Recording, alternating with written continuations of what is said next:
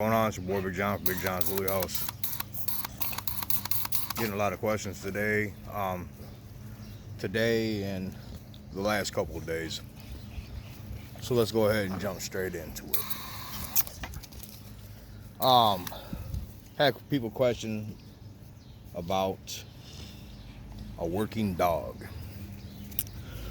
I guess what I consider a working dog is different from what others consider a working dog.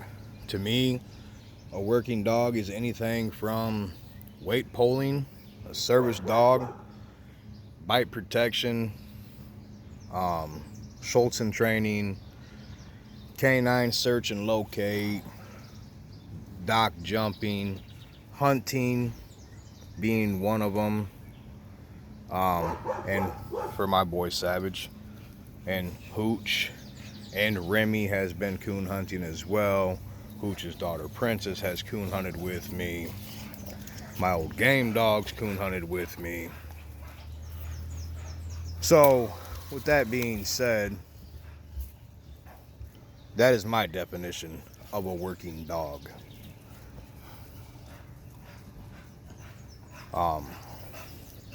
Obviously people have different opinions.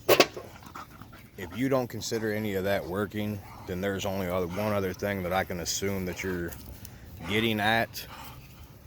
And that would probably be dog fighting. We don't do that here. We don't. Dog fighting's for pussies. Plain and simple. It is what it is. You gotta have two dogs fight. That's for pussies. Got him. Down.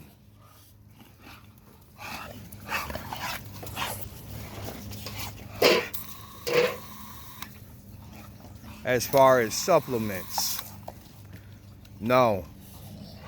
I am 100% against supplements for dogs, period. Anything that has to do with supposedly weight gain, muscle gain, anything like that, it's pure genetics, man. You will never see me give any of my dogs any type of supplements whatsoever. The most that I've ever given a dog was powdered goat's milk. That's it. That's the most I've ever given a dog, or a litter of puppies. That's all I will ever give for a whelping mother, a pregnant mother, or a litter. Other than that, we do raw, and we do a variety of raw. A lot of the times we do 100% USDA approved raw beef. Other examples is raw chicken, and occasionally, especially since it's getting nicer now, we do fish. And how we do the fish to incorporate it so it's not dangerous for our dogs is we boil it down for probably about 45 minutes to make sure all the bones are flexible, flimsy, like rubber bands.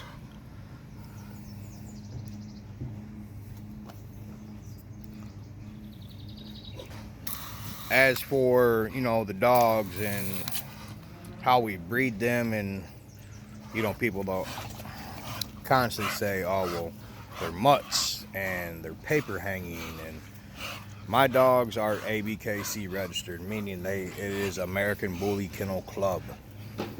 Now, every dog in the world was mixed at some point to get the final product. It doesn't matter which breed of dog it is or what kind of dog it is. At some point in time, there was mixing that was done and had to be done to get certain traits, certain looks, the whole 9 yards. In UKC, no, I do not use UKC paperwork. I don't do it. I actually just talked to a YouTube subscriber last night about the same discussion I'm about to touch on with you guys. Got him. The reason I do not use UKC paperwork is very simple. I breed, promote, advertise American Bullies. So for me to hand you paperwork that says American Pit Bull Terrier, it just doesn't make sense. Not saying that you cannot have your American Bully UKC registered. You can, as long as your American Bully fits the UKC standard.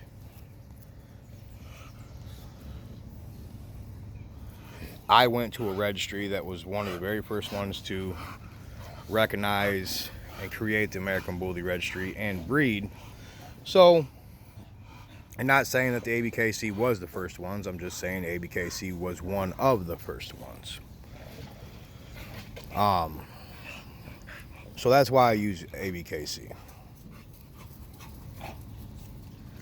ABKC allows a little more of extreme dog now. They're you see more and more extreme American Bullies coming into the picture. Now I do know there's other registries that have extreme American Bullies. I understand that. It's nothing against any other registry out there. That's not what this is. I support everyone and anyone in doing the right thing. Uncle Pone.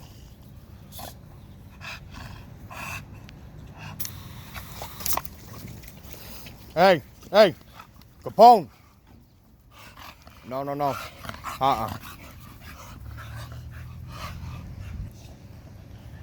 You know, again, I support everybody, you know, that does the right things and do it right.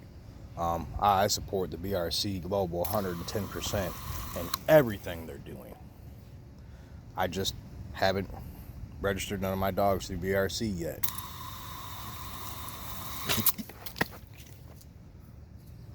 As for working the dogs, what do we do to work the dogs?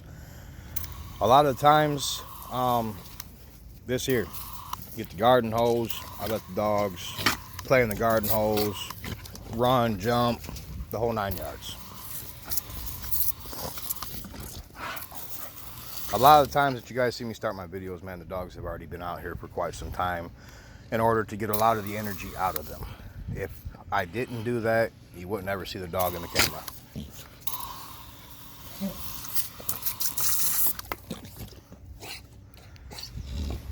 Hooch is going to be, again, 8 years old May 28th. The boy still does exactly what I want him to do, what I expect of him. There has been times that I have overworked him, but again, in order to build a dog's stamina, you have to work them and you have to push them to their limits.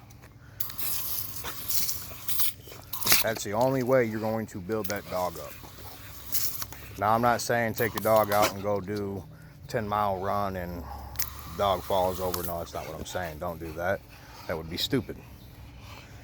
Ease the dog into it. Do a little more each time.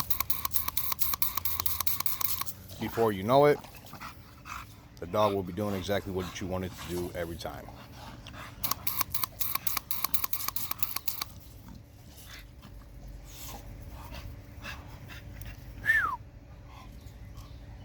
Big boy.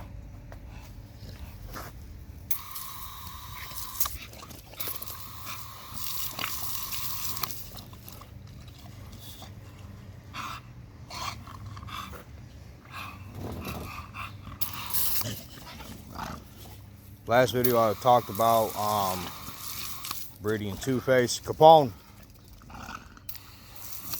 I'm still up in the air, like I said, between Gotti, his littermate brother Capone, and the boy Savage here. I know people have touched on and you know, voiced their opinion about Chico as well. Chico is also one of the boys that are running up.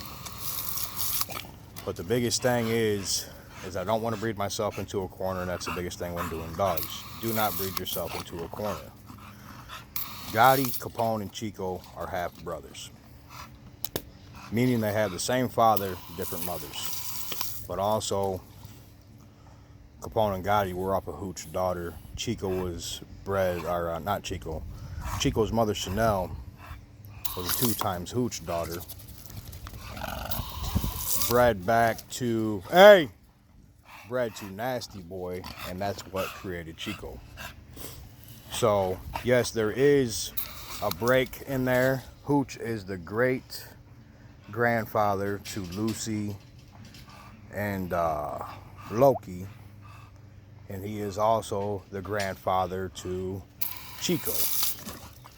So if I took Chico to Two-Face, there is that outcross there, and it's, you know, would be a nice line breeding.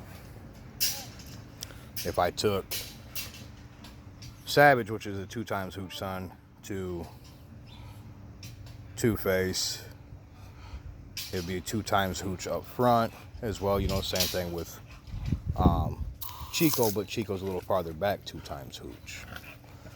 If I took Capone and Gotti, it'd be a little closer up front. So there's the ultimatum, broken down just a little bit. But I figured, while people are asking questions, go ahead and answer them.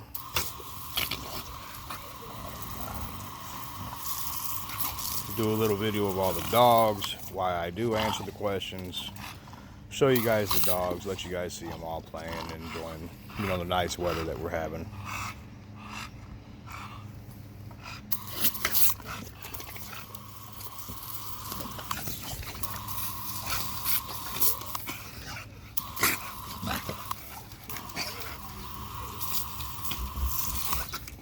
Hey, you too, no. Another thing before I end this video, we were talking about pedigree, me and Gray Ghost, YouTube subscriber that I talked to yesterday on the phone. We were talking about pedigree and we were talking about looks. For a lot of people that do not know, for those that don't know,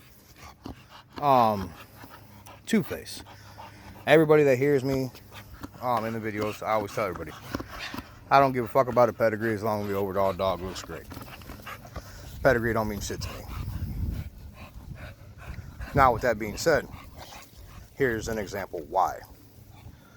Two-Face is 110% exotic blood and pedigree, but the overall look is American Bully. Two-Face. That is the reason I bought her. That is the reason I incorporated her into the kennel, because she has the American Bully look. Now again, it's not a shot at exotics. This is not trying to disrespect anybody that breeds exotics. But if she would have had the exotic look, I would have never bought her. I wouldn't have. It's not what I'm looking for. It's not what I want. It's not what I breed for. It's not what I breed. Two-Face. Come. Big girl, here.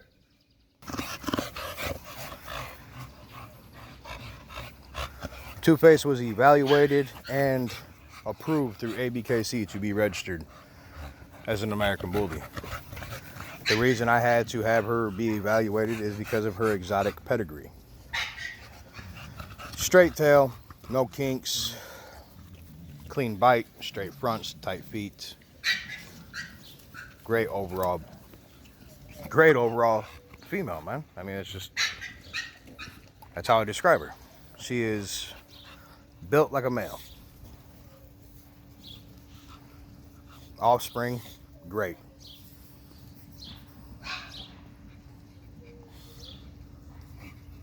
But I figured before I end this video, I'd touch on that subject as well.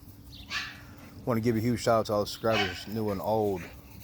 We appreciate all the love and positive comments, all the positivity that we continue to get. I mean, we still get people that want to be trolls and be negative and argue on YouTube. We just don't have time for that. I'm not that bored in my life. In all honesty, I don't think I'd ever be that bored in my life to argue with somebody over the computer or the internet. It's just, I got too much in a day's time to take care of. But huge shout out to all you guys, man. you know, just stay safe out here with everything that's still going on. I hope everybody's doing great. I hope everybody, all the mothers out there, had a great Mother's Day. Whether it's single mothers, whatever the case may be, I hope every single one of you guys had a great Mother's Day. I lost my mother January 4th of 2019, so trust me when I tell you, man, you'll really miss these times with your family. But nonetheless, as always, take care, God bless, and stay safe.